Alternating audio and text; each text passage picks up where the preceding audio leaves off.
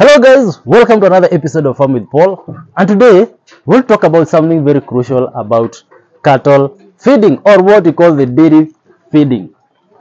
Dairy feeding takes approximately 70% so that you can be able to produce maximally, and 30% is actually taken away by what we call the genetics of your cow. And specifically what we want to talk about is what we call silage making. Silage making is one of the crucial things and one of the crucial activity that helps you to preserve your feeds for the longest time possible. So before we start on how to make silage, make sure you subscribe to our channel, hit that bell so that whenever we put up another video, you'll be the first one to be notified. And if you have already subscribed, make sure you comment and share. Silage making is a very crucial activity that needs to be taken care of so that to maintain the good quality of your feed. And for the feed to be quality enough, these must be affected all the way from how you planted your own feeds up to the preservation way. So today let's talk about maize silage and how we do preserve our maize silage in the farm. First of all, we ensure that the maize that we are going to use for silage, it's at dough stage. And what do we mean by that? That maize is not completely milky and is not completely hard, and that is what we call at dough stage. The other thing is we do cut it and ensure we chop that maize with the maize comb at around 1 inch long. And what does the 1 inch long help in? It actually helps for the cow to be able to properly chew cud and improve its digestion. The other thing we also do is, after chopping our silage, we do transport it to our bunker.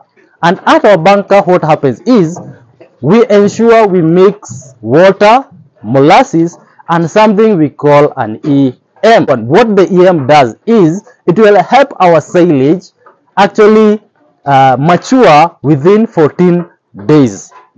And what is the ratio that we use in mixing these ingredients? We use 1:3, where 1 part of molasses is to 3 parts of water. That is 1 liter of molasses equals to 3 liters of water. And in 30 liters of molasses, we add 1 liter of EM and mix it all together. So what we do is, we ensure we sprinkle the molasses evenly and we ensure it's not completely wet. After that, we pour it down into our bunker at around 1 foot high and compress. And what happens when you're compressing is, we are reducing the amount of air in between the particles so that an aerobic respiration can take place, and after some few days, fermentation will stop and our feed will be preserved the longest time possible. So wherever you're doing all this, what are some of the considerations that you should take care of? You should ensure that your silage bunker is airtight, and one thing you can use is you can cement or use a nylon paper that is of good quality that cannot allow water and air inside. The other thing is, ensure it's properly compressed. And what happens when you compress it properly is, you reduce the amount of air in between those particles, and that will help you in actually preserving your silage for the longest time possible. Wherever you're using other materials for ensiling, the ratio of water to molasses is different. And the reason why we don't use excessive molasses in maize is because the maize contains a lot of sugar and a lot of carbohydrates. So that will help in making the silage, whereby in some parts, if you can be able to compress completely, the use of molasses will be very minimal. And if to some point you can be able to roll into what we call the balls, the silage balls, that one you can even do that without using the molasses. There are other materials that are in the market that can be used to make the silage, but that one we'll be talking on our next video, whereby when you don't have molasses, what else can you use? After compacting our silage until it's completely filled, we completely cover it with a nylon bag and ensure we put some timber and some stones to ensure when we compress, it will stay airtight.